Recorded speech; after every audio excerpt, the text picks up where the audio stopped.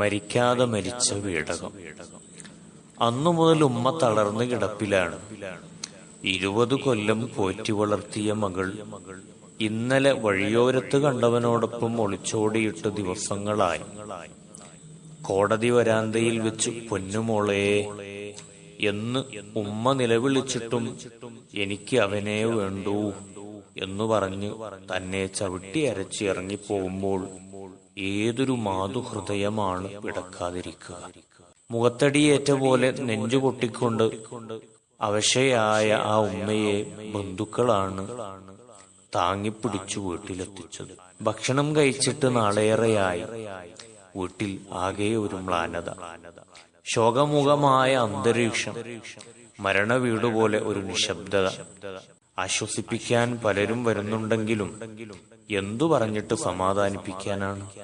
മരിച്ചുപോയതായിരിക്കുമെങ്കിൽ ഖുർആൻ ഓതി ഹദിയ ചെയ്ത് മനസ്സിന് റാഹത്ത് നൽകാമായിരുന്നു. ഇതിപ്പോ എന്ത് ചെയ്യാൻ? ആറ്റുനോറ്റു കിട്ടിയ മോളായിരുന്നു. ഒരു കുഞ്ഞിക്കാല് കാണാൻ വേണ്ടി എത്ര ദുആ ചെയ്തതാ. ഉസ്താദുമാരോട് പ്രാർത്ഥിക്കാൻ എത്ര ആവശ്യപ്പെട്ടതാ. അങ്ങനെ ഗർഭധാരണം തുടങ്ങി എന്നറിഞ്ഞപ്പോഴുള്ള സന്തോഷം എത്രയായിരുന്നു. തുടക്കത്തിൽ ക്ഷീണവും ഛർദിയുമായി. എങ്ങനെയൊക്കെയോ ദിവസങ്ങൾ തള്ളി നീക്കി. 4 മാസം കഴിഞ്ഞിട്ടും കുഞ്ഞിന്റെ ഇളക്കം അറിയാഞ്ഞിട്ട് വല്ലാത്ത ബേജാറായിരുന്നു. പ്രസവ തീയതിയായിട്ടും വേദന വരാഞ്ഞിട്ട് എന്തൊരു ടെൻഷനായിരുന്നു.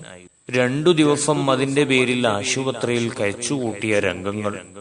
അവസാനം എല്ലു നുറുങ്ങുന്ന വേദന സഹിച്ച് പ്രസവിച്ചു. അല്ലാഹ്, ഓർക്കാനാവില്ല. പ്രസവം കഴിഞ്ഞപ്പോൾ എന്തൊക്കെയായിരുന്നു പ്രയാസങ്ങൾ. കുട്ടി മഷി കുടിച്ചതും മഞ്ഞായതും പാല് കുടിക്കാത്തതും. രാത്രി ഒന്ന് കണ്ണടക്കണമെന്ന് കരുതുമ്പോഴേക്ക് നിലക്കാത്ത കരച്ചിൽ. എത്ര രാത്രികളാണ് ഉറക്കം ഒഴിച്ചത്.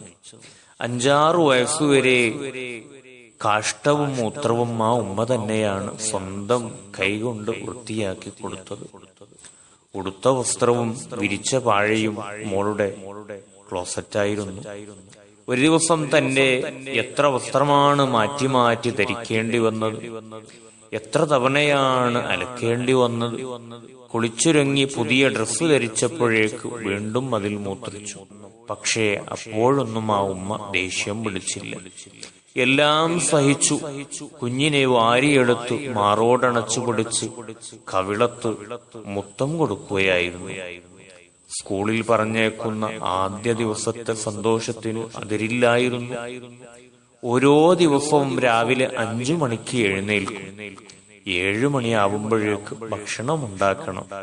എന്റെ മോള് പട്ടിണി ആയിക്കൂടല്ലോ എന്ന ചിന്തയിൽ ആരോഗ്യമില്ലാത്ത സമയത്തും രോഗം കൊണ്ട് ബുദ്ധിമുട്ടിയ നേരത്തും സ്വന്തം കൈകൊണ്ട് അരി അരച്ച് പറമ്പിലെ കിണറിൽ നിന്ന് വെള്ളം കോരിയാണ് എല്ലാം തയ്യാറാക്കിയിരുന്നത്. ഓരോ ദിവസങ്ങളിലും മകളുടെ വളർച്ച കണ്ട് മനസ്സിൽ ആനന്ദം പെയ്തിറങ്ങി. അസുഖം വരുമ്പോൾ എത്രയാണ് ബേജാറായത്. ഏതൊക്കെ ഡോക്ടറെയാണ് പോയി കണ്ടത്. അന്നും ആ ഉമ്മക്ക് ഉറക്കം വരാറില്ല. മോളുടെ വേദന ഉമ്മയുടെയും വേദനയായിരുന്നു. അങ്ങനെയുള്ള മോളാണല്ലോ ഈ ക്രൂരത ചെയ്തത്. ഉമ്മയുടെ നെഞ്ച് കുത്തിപ്പിളർത്തി മനസ്സിൽ സങ്കടത്തിന്റെ തീ കത്തിച്ച് പോയി കളഞ്ഞല്ലോ അവൾ. ഇനി എന്തു ജീവിതം? ഈ ചിന്തയുമായി ഉമ്മ വീടിനുള്ളിൽ കണ്ണീരൊലിപ്പിച്ച് കഴിയുകയാണ്. ഉപ്പ ഇന്ന് എവിടെയും പോകാറില്ല. പുറത്തിറങ്ങിയാൽ ആളുകളുടെ മുഖത്ത് നോക്കാനാവുന്നില്ല. അന്യന്റെ കൂടെ ചാടിപ്പോയ കുട്ടിയുടെ ഉപ്പയല്ലേ എന്ന നിലയിലുള്ള ആളുകളുടെ നോട്ടം കാണാനാവുന്നില്ല. അവരുടെ ചോദ്യങ്ങൾക്ക് ഉത്തരം പറയാൻ കഴിയുന്നില്ല. ആകെ നാണക്കേടായി. പൊന്നുപോലെ സ്നേഹിച്ചു വളർത്തിയ ഒരു മകൾ കാരണമുണ്ടായ ദുരന്തം. ഇതിലപ്പുറം എന്തു വേണം ഒരു ഉപ്പക്ക് വഷളാവാൻ?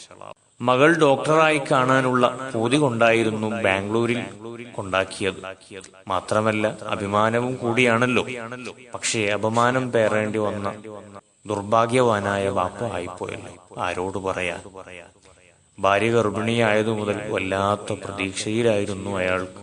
കടലും കടന്ന് യുവത്വകാലം മുഴുവൻ പ്രവാസിയായിരുന്നെങ്കിലും ഖൽബ് നാട്ടിലായിരുന്നു. പ്രസവ ദിവസത്തിന്റെ തലേന്ന് 10,000 മുടക്കി ടിക്കറ്റ് എടുത്ത് 10 ദിവസത്തെ ലീവ് ഒപ്പിച്ച് നാട്ടിലേക്ക് കുതിച്ചു.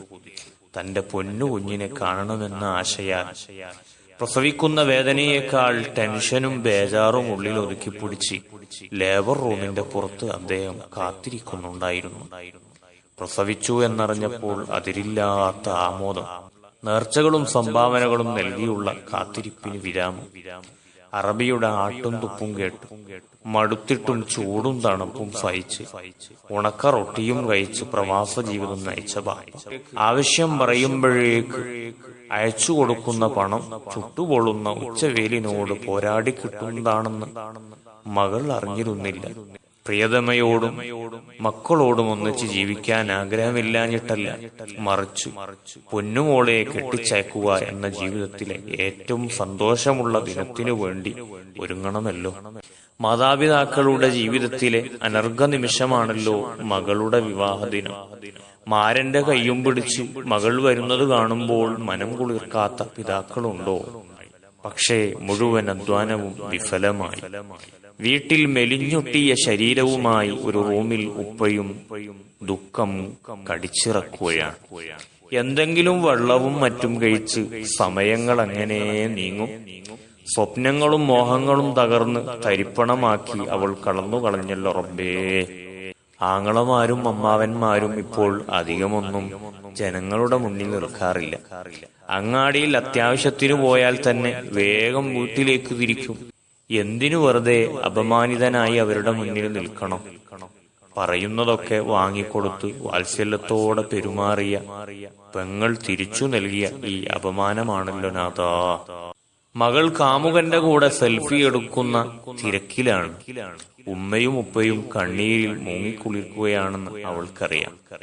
എന്നിട്ടും ആ ധിക്കാരിപ്പെണ്ണ് ചാലനിന്റെ മുന്നിൽ വന്ന് അവകാശവാദത്തെക്കുറിച്ച് പുലമ്പുകയാണ്.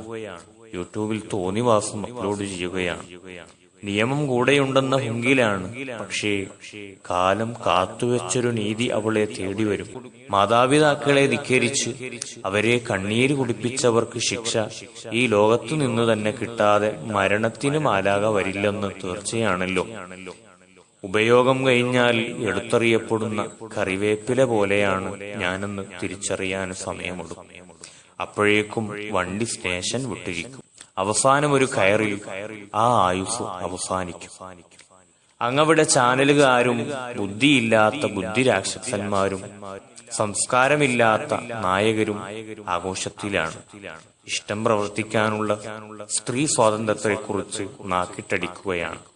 ഒളിച്ചോട്ടത്തെയും പ്രേമത്തെയും പുണ്യമാക്കാനും അന്തസ്സുള്ളതാക്കാനുമുള്ള തിരക്കിലാണ് കള്ളന് കഞ്ഞി വെച്ചു കൊടുക്കുന്ന പണി. ആരാന്റെ അമ്മക്ക് ഭ്രാന്തായാൽ കാണാൻ ചുറുക്കാണല്ലോ. അമ്മയെ തല്ലി റോഡിലിറങ്ങിയവന്റെ കൂടെ ന്യായം പറയാൻ ഈ പത്രക്കാരും ഉണ്ടാവും. സ്വന്തം മകളെയും ഭാര്യയെയും പെങ്ങന്മാരെയും കാണുന്ന കോന്തന്മാർക്കും കഴുകന്മാർക്കും എറിഞ്ഞു കൊടുക്കുമോ എന്ന ചോദ്യത്തിനു മുന്നിൽ ഉത്തരം മുട്ടി അവസാനം അവരും ഒളിച്ചോടി.